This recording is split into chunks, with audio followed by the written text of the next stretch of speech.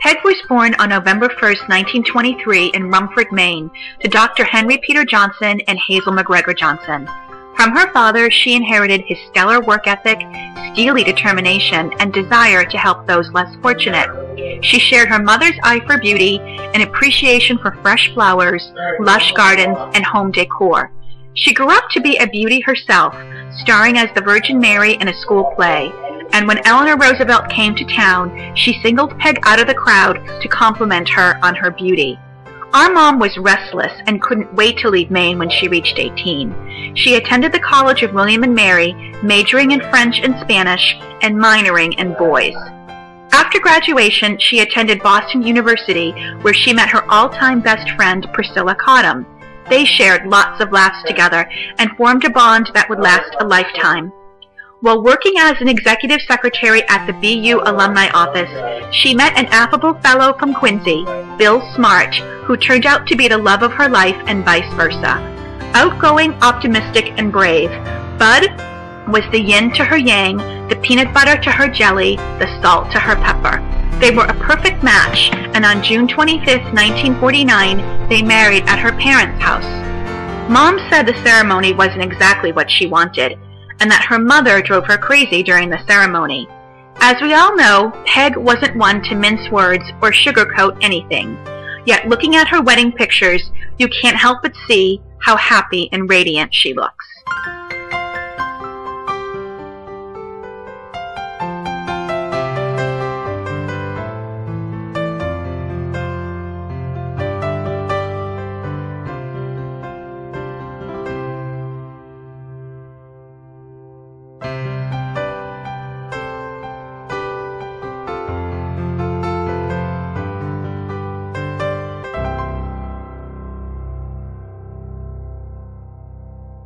Bud and Peg embarked on a remarkable journey together throughout their 32 years of happy marriage. He had big dreams to start a wholesale seafood business, and she was his devoted, loyal helpmate, raising the children and running the household single-handedly. In quick succession, she had 3 children, Anne, Jimmy, and Elaine, and they eventually settled in a comfortable home in the Marymount section of Quincy. Mom was the consummate wife and mother. The house was always sparkling clean. There was plenty of home-cooked food on the table, and she was never ever late to pick us up from school or summer camp. Hardworking and super organized, with an unmatched eye for detail, Peg's motto was, "Prior planning prevents piss-poor performance," and woe be unto anyone who didn't follow that adage with anything that involved her.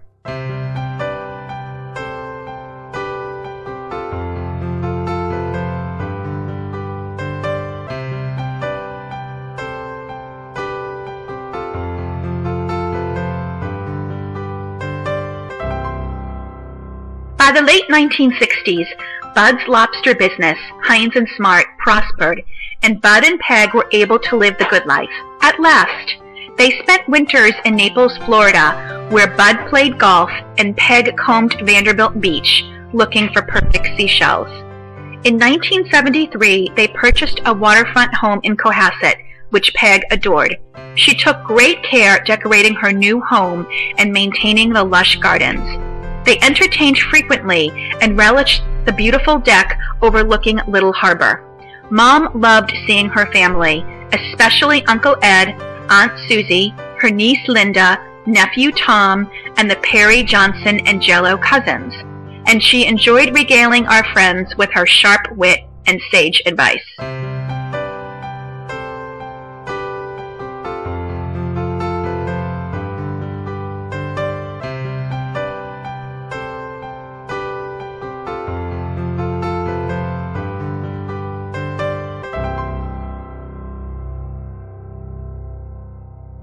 In 1981, Bud died unexpectedly, which shattered Peg's dreams of an idyllic retirement in coastal Maine and Florida.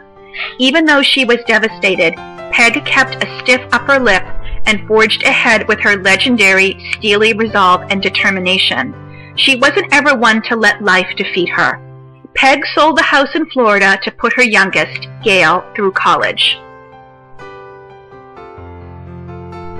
Once the shock of Bud's sudden passing slowly dissolved, she built a new life for herself as an independent woman. With the help of her devoted daughter Elaine, Peg began to enjoy life again, entertaining friends and family and enjoying trips to San Francisco and Vancouver.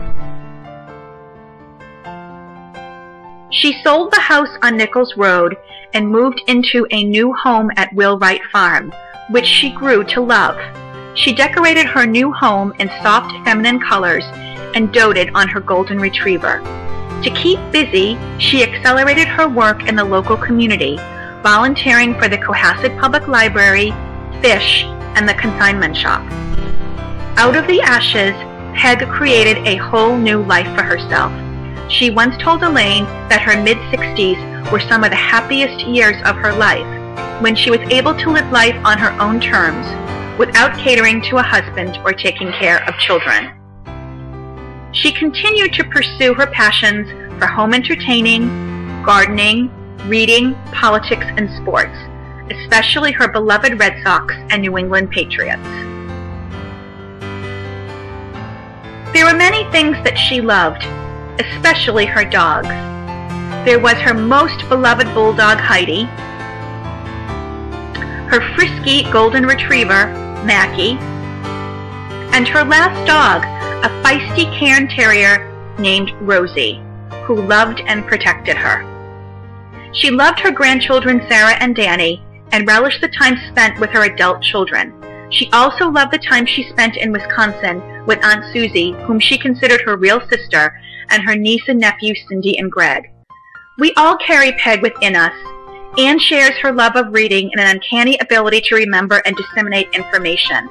Jimmy has her strong will and commitment to family. Elaine has her remarkable work ethic, firm values, and integrity. And Gail shares her love of all things beautiful. Our extended family and friends who knew and loved Peg carry her within them too. Every time you choose to forge ahead in challenging times rather than give up. Each time you work through the pain and don't whine or complain. Whenever you stop and appreciate a beautiful flower garden or the changing leaves. And when you're not afraid to voice your opinion and risk making someone angry because you're compelled to be honest and remain true to yourself. Every time we are brave, authentic, industrious, tough, outspoken, and uncompromising, we honor her spirit and carry on, just like she taught us to do by her own discriminating example.